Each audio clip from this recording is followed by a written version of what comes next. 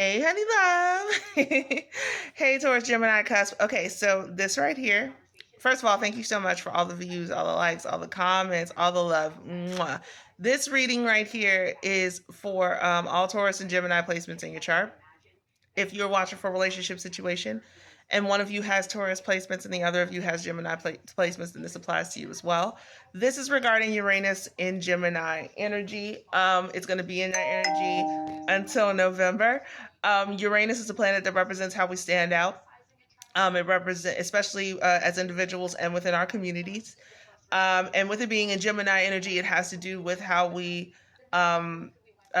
think, communicate, and connect folks within our communities, and how we communicate our ideas and communicate our individuality within our communities, stand out as individuals in that light. Okay, we're going to start with the astrology. I have prayed and shuffled the cards. Prayed over and shuffled the cards. We got the Jubilee deck out here. It's quite a spread, and we're going to just get started. So, Taurus Gemini Cusp.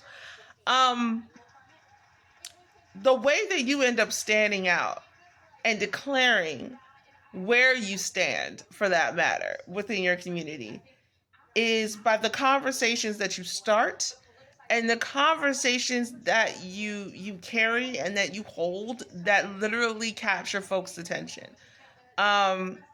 It's your gift of wisdom, your gift of knowledge. It has a lot to do with the fact that Taurus Gemini Cusp gets a bad rap for being more or less scatterbrained, or by doing too much, having too much on your plate and not being able to handle it all. But these experiences that you've collected by all the things that you do, can do, have taken on, will take on, it's gifted you, whether expectedly or unexpectedly, it's gifted you with knowledge. It's gifted you with wisdom. And this allows you're being put in a position with Uranus and Gemini to share that wisdom. And the conversations end up being very enlightening and eye-opening to those who are willing to listen without judgment. Yeah, damn, I didn't expect to say all that. Let's get into these cards, shall we? Justice card in reverse, lack of accountability. What is this? Knight of Swords, driven to succeed. Page of Wands upright, limitless potential. What'd I say? Let's see. Eight of Pentacles, skill development. Okay.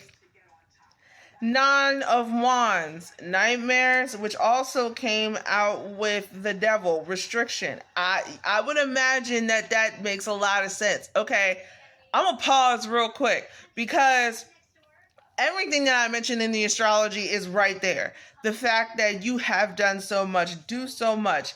And like I said, you've gotten a bad rap for that. But at the end of the day, it makes you a successful person. It allows you to have limitless potential. It makes you, it helps to develop you as a person, develop your skills.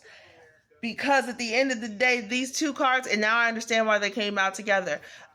This Nine of Swords and the Devil card coming out together, it is literally a nightmare to you to be restricted, like to think that there's something that you can't do.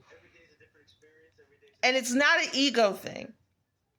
It's a I don't want to be unprepared thing, which is why anything that comes your way, you want it. And it's a gift. It blesses you with experience. It blesses you with knowledge. It blesses you with wisdom that you will be sharing and that will be helping others to understand, to stand out, to look at things from new perspectives. And the last card that came out right here is Four of Pentacles in reverse. Greed. Yeah, misconception is that you're being greedy. It's not being greedy. You gain.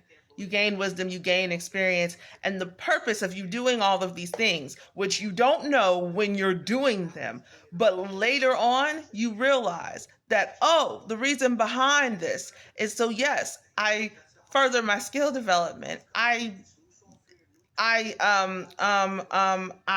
deepen my understanding of life, of myself. I become better, and I help others do the same thing.